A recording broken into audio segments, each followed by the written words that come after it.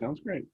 Well, good morning, everybody. My name is Alan Richardson, and I am the managing broker at Maximum Realtor Partners. This is Ming Richardson. I'm the compliance broker for Maximum One Realty and Realtor Partner. Welcome. so we are. This is our weekly version or edition, I guess you'd say, of the real estate backstory. So we do this every single week, where we go through about what's going on in the industry, the news, the topics, the information, and we share what's going on to try and help you get set up for your week. So we really appreciate you joining us. Also, this week we are blessed to have Beth Hudson with us. Beth is with Lueder, Larkin Hunter, and they're our new partners in our new Fayetteville office, as well as Noonan kind of thing. And so we have asked Beth to join us today, and then we're going to I'm not going to say we're going to grill her, but we definitely have some questions that we want to throw at Beth this morning. And I know overall a lot of real estate agents really have a lot of questions for attorneys. So it's a real blessing for us to be able to pick your brain. So thank you for joining us, Beth. We really appreciate you. And before we start, really quick, I just want to announce that we actually have a very special account. It's called Max One VIP at luederlarkin.com.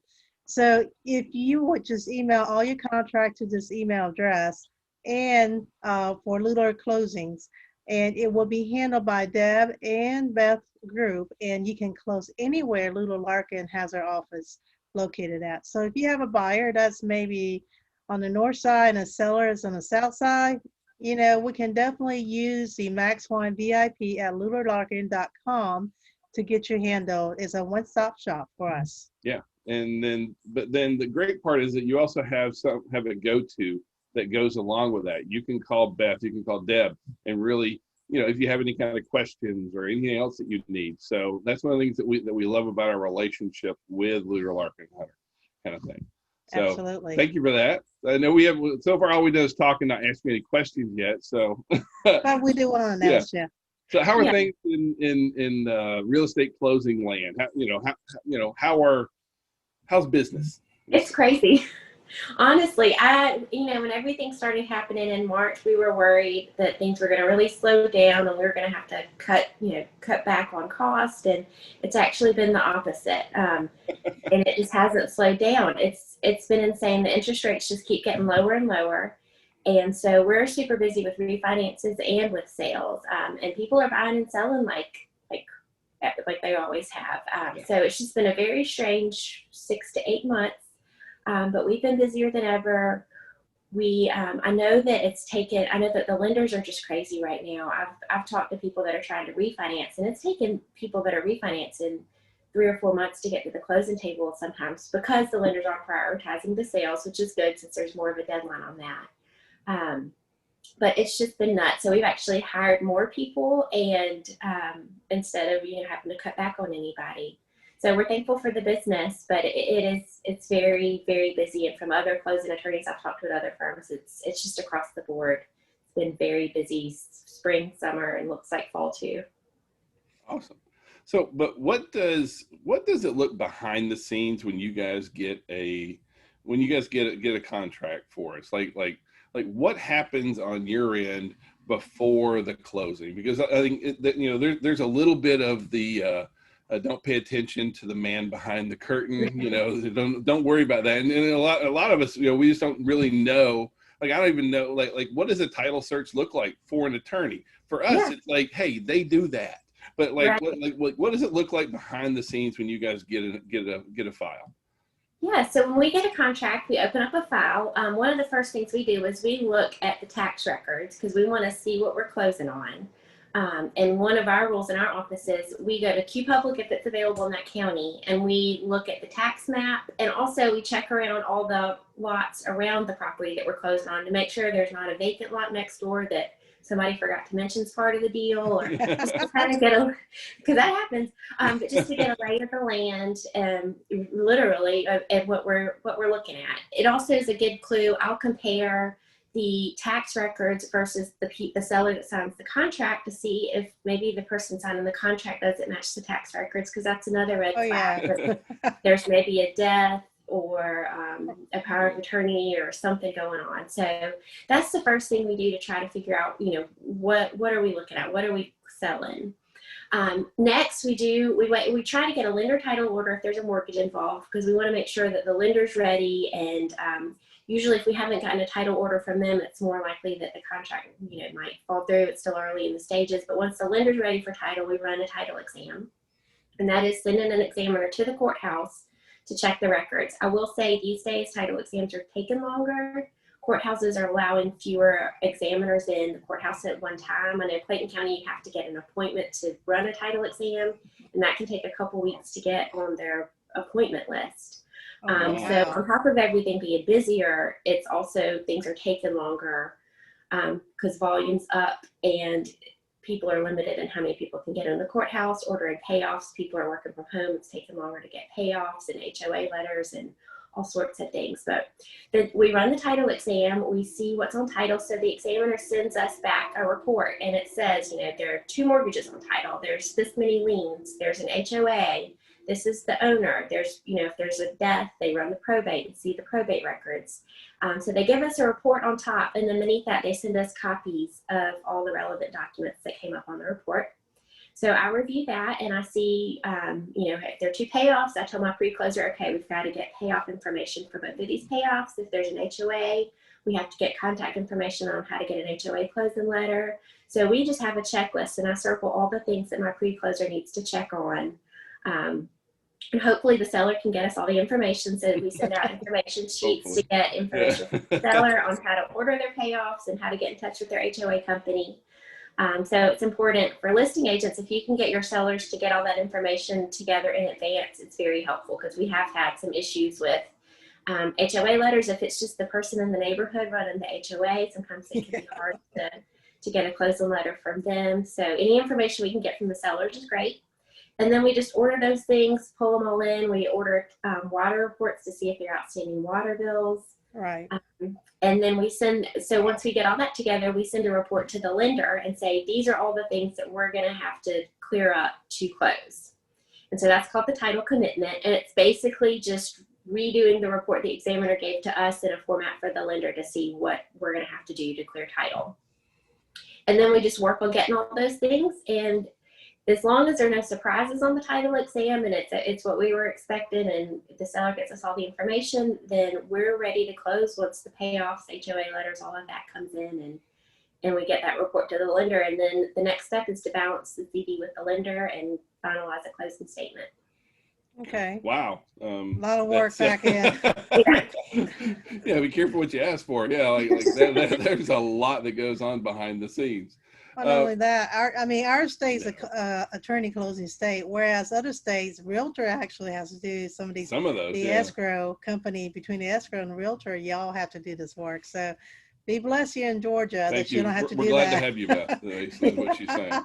So really quick, do you guys kind of order title as soon as you get the file, or because I know in the past, attorney typically want to wait until maybe 2 weeks prior to closing before they order title, but due to COVID now, that's not the case, right? Right. The general rule is we wait until we get a lender title order if there's a mortgage involved. If it's a cash deal, we'll order a title exam the day the contract comes in. If it's a mortgage, we do try to wait until the lender tells us they're ready for us to order title, because we're on the hook for paying the title examiner whether it closes or not. Right. So that would, it's a couple $100 every title exam we run. So we try to wait for the lender title order.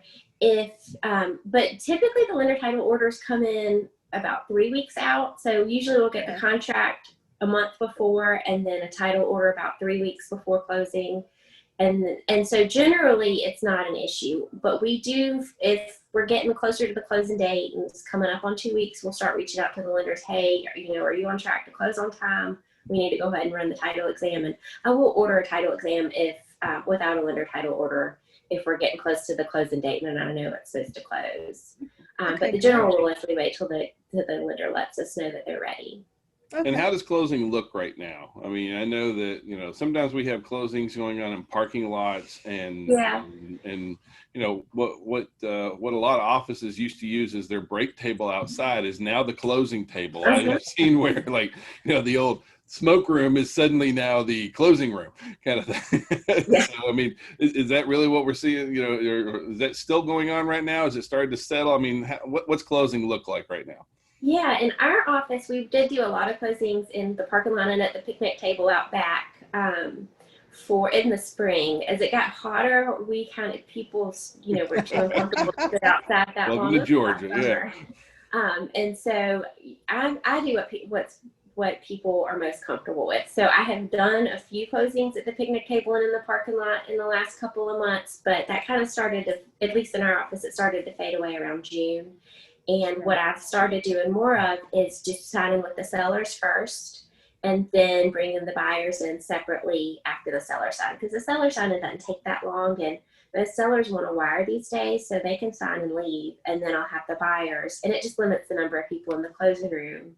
And, you know, but other than that, it's gotten a little bit more back to normal in the closing room, at least here. But I do what people are comfortable with. So if somebody asks me they want to go outside, I'll take them outside. Sweet. Okay, Very great. good. All right. Well, is there anything else that you had got to share with us today, or is there anything else that you have for us? Well, I will just say that the email address it's max1. Well, let me make sure I tell y'all the right thing. It's VIP. Let me just check it real quick. I don't want to tell y'all the wrong one. Yeah. It's okay. But for the email, We'll post this in the comment section. Yeah, too. according to Carrie, I think it's max1vip@luederlaw.com. that's right. I Yeah. apologize. And it's luederlaw.com. And So- that's where you can send your contracts, and I will see every email that comes to that email address, as well as Deborah, the other attorney in this office, and everyone on our team. So the whole office sees it, and we kind of know who's going to be, you know, who responds when we get a contract. If you have a legal question, you can send a legal question to that, and Deborah, I will get back to you. If you need us to pull a copy of a plat or a copy of the deed for a potential listing you have coming up, or a property that you have a buyer interested in, we're always happy to pull legal descriptions or deeds or plats. If you have anything that we can pull on the online records, we're happy to do that as well. I hope everyone caught that they'll do those kind of things for you if you use this email address. For realtors, this is a huge benefit, being able to have a go-to attorney who's got your back on this kind of stuff. Seriously, just having that kind of support it's just amazing. So thank you so much. We really appreciate being able to have that. You know, that's a great asset for realtors and agents to have. So yeah, awesome. Thank y'all. Thank you. So, all right. Well, thank you so much for joining us. You're welcome to hang out with us if you like. Well, we're going to kind of run through, jump into our regular backstory here now, but I just kind of wanted to, and so you're welcome to hang out, but I know how busy you guys are too. So, if you want to hang out and comment on anything, we'd love to have it as well. So, all right. So today is Columbus Day or Indigenous Peoples Day, kind of depending on who you are and where you are, kind of thing. Not who you are, but like here in Georgia, Georgia is one of the states that does celebrate Columbus Day. Most attorneys, unlike Beth, I believe, is actually closed today. I know. All the banks are. A lot of the banks are closed, that kind of thing. So, just know that that's going on today. This week on as far as continuing education goes, of course on Tuesday we have our accountability. This week on Wednesday we have licensed law for agents and brokers by my lovely I'm actually bride. teaching it, so This Wednesday at 9:30, and then also Wednesday, compliments of Beth and Lueder Larkin, we have real life closing nightmares and how to avoid them as well. On Thursday, we have the Appraiser's Guide to CMA, as well as we also on Thursday is Real Estate Marketing and Technology Secrets. And then we have our normal Tech Thursday this week as well, kind of thing. See, continuing education is a really, really big deal. And it's something that we as an industry need to stay very, very focused on. This is what sets real estate professionals apart from salespeople. One of the images that I hate about our industry is that sleazy used car salesman kind of realtor.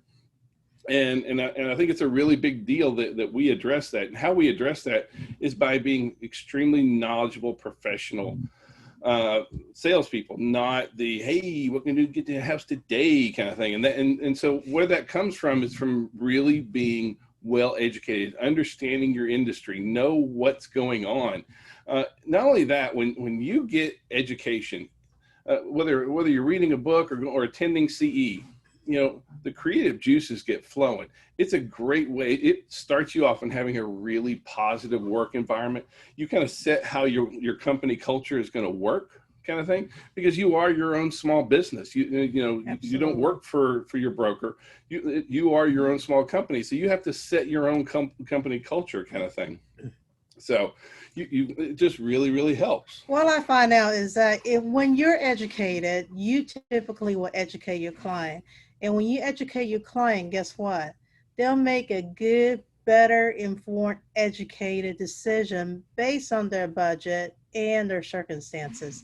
And that goes a long way, because I can tell you more referral come out of that than someone say, well, you don't need to know this. This doesn't apply to you. You don't need to know this because, it didn't happen. So, I think most of the time you need to let your client know, here is the risk, here's the potentials, and here's the reward for whichever route your client decided to do. At the end of the day, this is their biggest investment, their legacy. So treat them with that. And they're counting on you for knowledge and professionalism. And that's why getting your education on is so vastly important.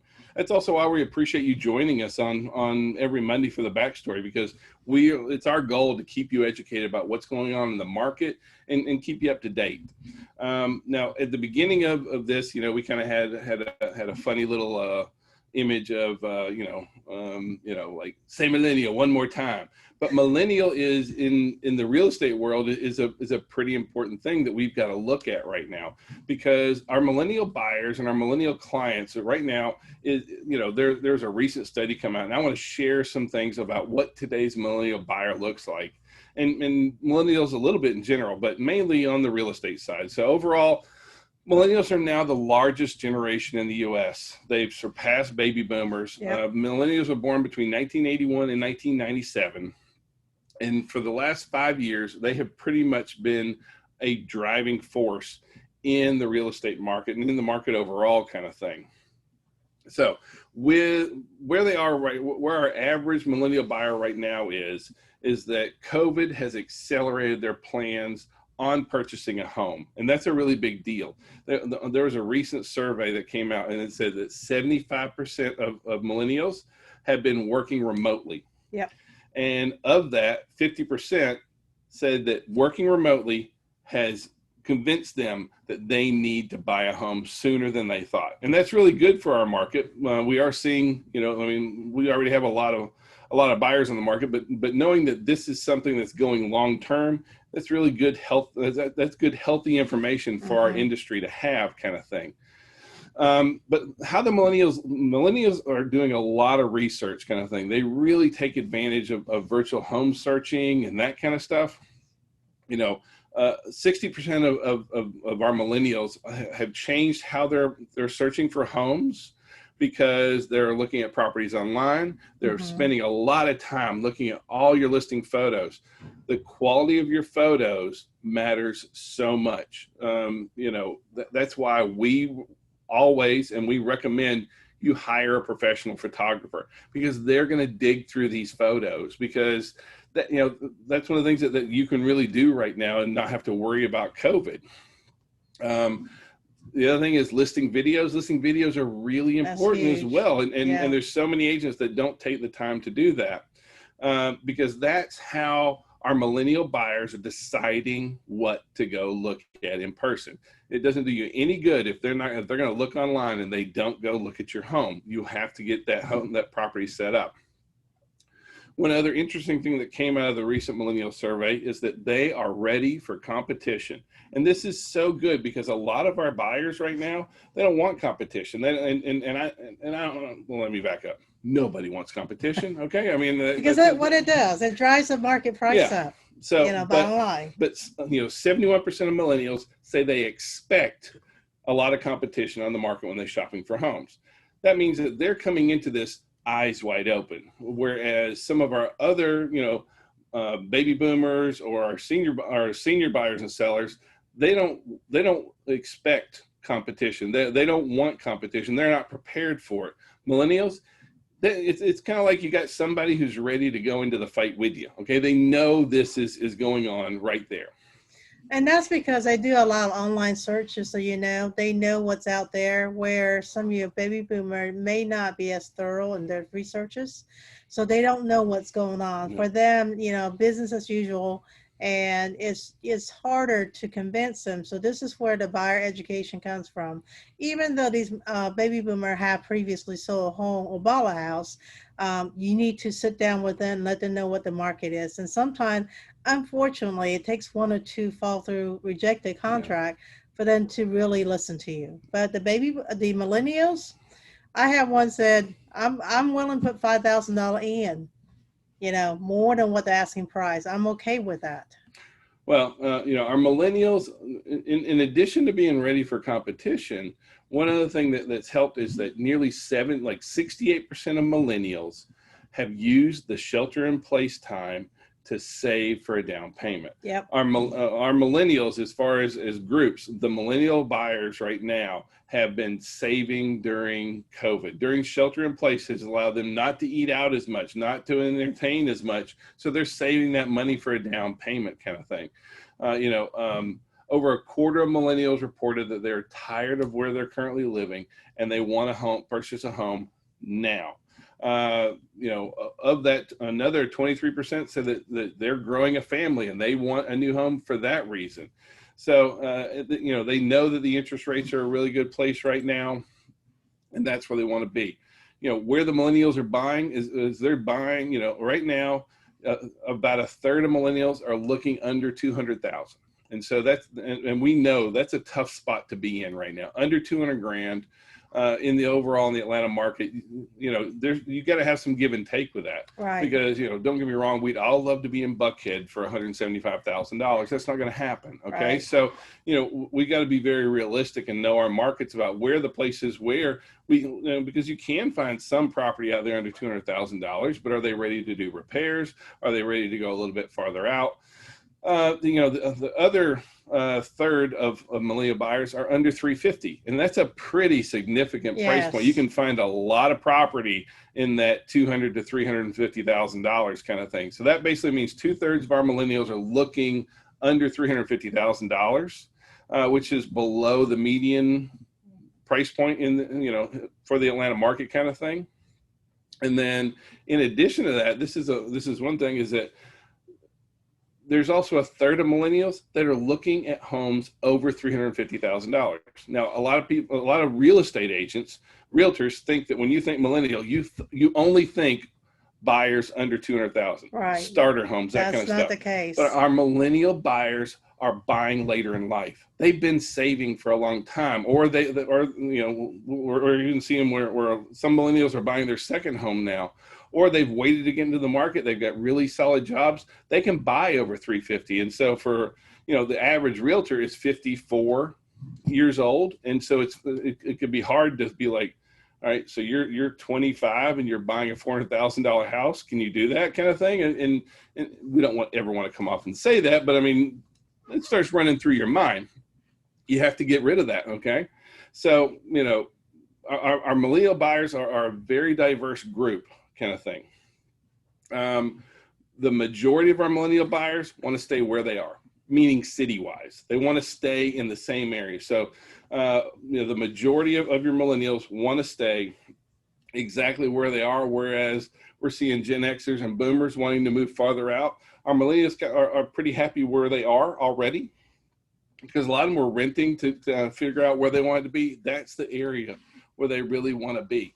So, the big thing about working with millennials is that millennials don't expect anything different than any other buyer group. I find that the majority of agents having problems with buyers is on the agent side.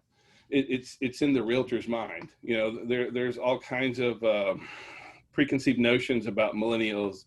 They're lazy, they're this, they're not motivated, and that's just a bunch of bull. They're our largest buying segment out there. And the other thing is that you don't have to be this super techie, you just don't have to live on text and the whole 9 yards. Communicate with a millennial like you would with any of your other clients. Call, text, email, the same thing that we do all the time. Right. A millennial does not need that you are a Snapchat king or queen. Okay, that's not required. What is required is that you have the knowledge, and if you can show a millennial that you have information that they can't Google, you're worth your weight in gold to them. Absolutely. So don't be afraid of millennials, because they are out there. Overall in the market, we saw jobless claims this past week, pretty flat with where where it was. We are under the million mark. So last week week before we were 849,000 unemployed. This past week we're 840,000, which isn't, so it's basically it's no change. Less.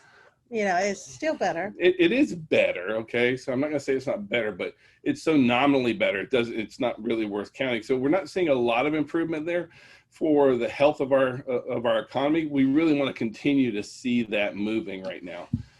Because even though that, there's a lot of stuff going on with the economy right now, overall buyer and seller sentiment is that the majority of folks say that it is a better time to sell than it necessarily is the time to buy right now.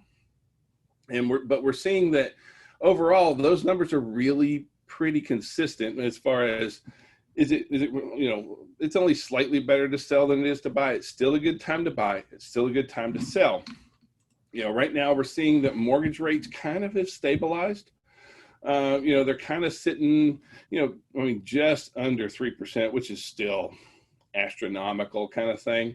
The fact that we're at, like a 30-year fixed rates at 2.87 for last week is still, absolutely phenomenal. When we're used to seeing, the rate, if you've been in this industry for a long time, to talk about 2.87% mortgage rates being the average stable, that just seems really, really difficult. So it is, and that's one of the things that's one of the driving factors for what we're seeing overall in the market right now, is that those low interest rates give our buyers more buying power. Absolutely.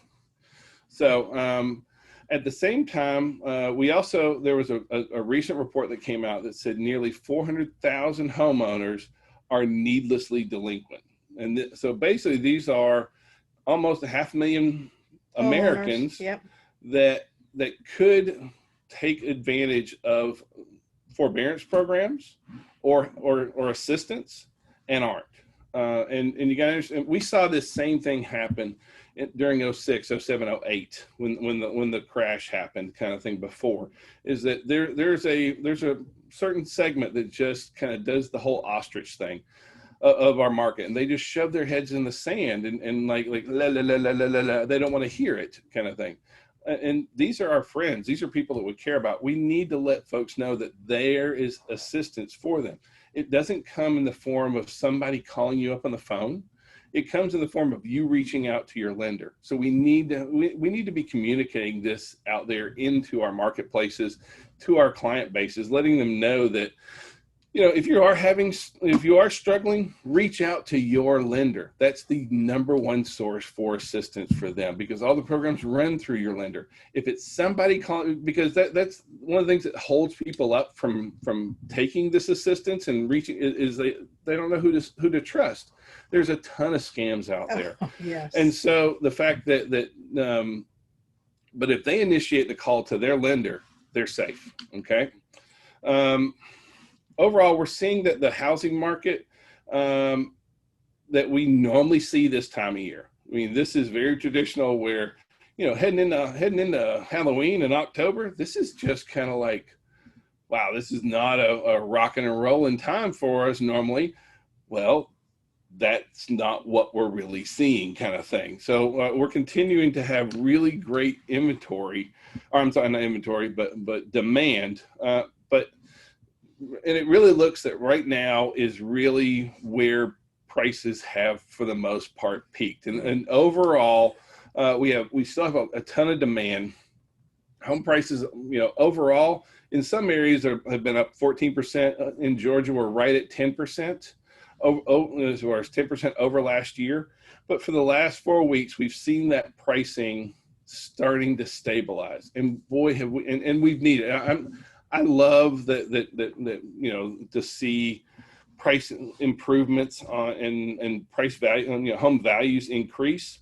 But it worries me when we see double-digit increases, because nobody's earnings is going that fast. So, well, inflation's not going that fast neither. So what we have seen on my back end of it is that a lot of your online mortgage lender are going anywhere from as wide as $60,000 variance from the purchase price.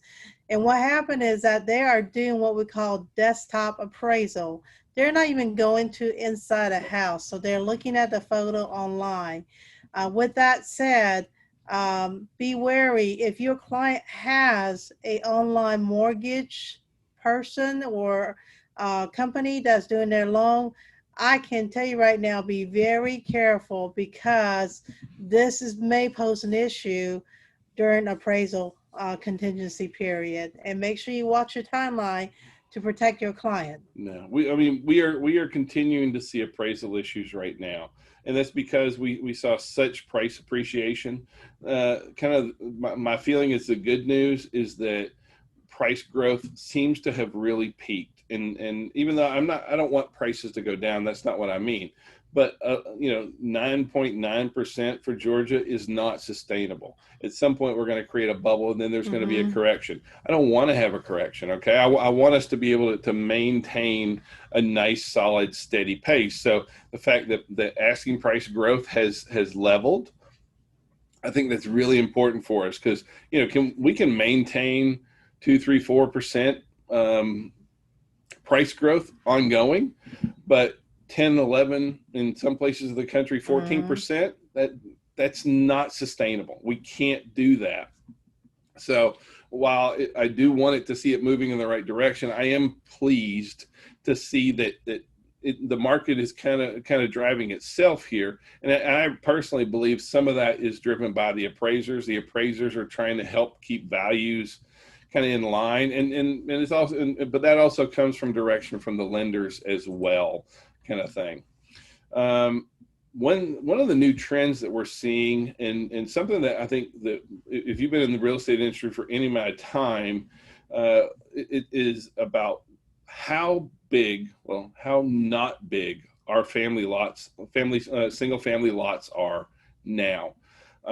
Median single family lots sizes have dropped by close to 20%.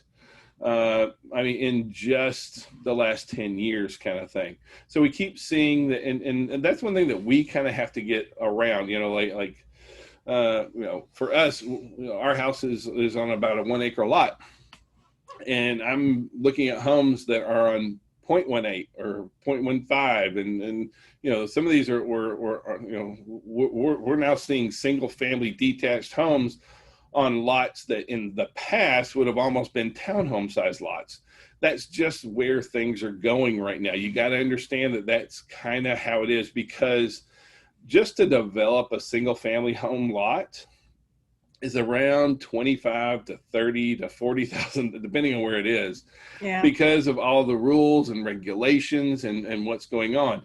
So in order to offset that, the builders are having to take advantage, or having not to take advantage, but to utilize smaller lots to be able to get more homes per acre, kind of thing. Because right now, on single family homes, nearly a third, 37% of all single family homes are under 0.16 acres. Okay, that's and I can tell you right now, none of our builders, like all of our builders have been building for the last 10 years off inventory that was acquired prior to the 2008 crash. What's being developed now is nothing of that size right now. Back before 2008, folks were trying to build bigger homes. That's why all the homes are so large that on lots, that were already there, because during that time people were trying to control growth. Well, now we really need a lot of housing. Right now we have way less homes than we have demand for. And so one way to do that is to get more homes per acre. And so we're seeing a pretty big shift right now. Right here in the South, over on the South Atlantic, pretty much to the south, the average lot size right now is 0.21 acres. So, that's just kind of a trend. We got to understand that that's where it's going on. It may not feel necessarily real or normal, but that's really where it's at. At the same time, stucco is now the most popular exterior choice for new homes. 38% of all new homes are stucco and 27% are vinyl. So again, everybody loves brick. I think brick is one of those things that's out there, but It's timeless. It really is. And I'm not knocking brick by any means. I'm just saying that finding four-side brick homes today, Expensive. and new four-side brick homes, they're kind of hard to be found. Like I said, almost 40% of our new construction is now stucco, and a quarter of them are vinyl. And that's kind of, we got to understand that that's what's happening in our marketplace, and we've got to be ready to kind of, talk to our folks about what's going on. In other news, Open Door is under a Federal Trade Commission investigation for advertising practices, which I find kind of humorous. Some of the issues that we've had as an industry with Open Door, and several of the iBuyers kind of thing, and some of the claims that they made, basically comparing themselves to real estate agents, and comparing, like, we can do this as opposed to being, as opposed to traditional brokerages, and at the same time, being an Open Door really is a traditional brokerage. I find kind of humorous. So we'll see where this FTC investigation goes. So RDocs, for those of you who does FMLS, RDocs is retiring. So you guys need to learn Remind Docs now.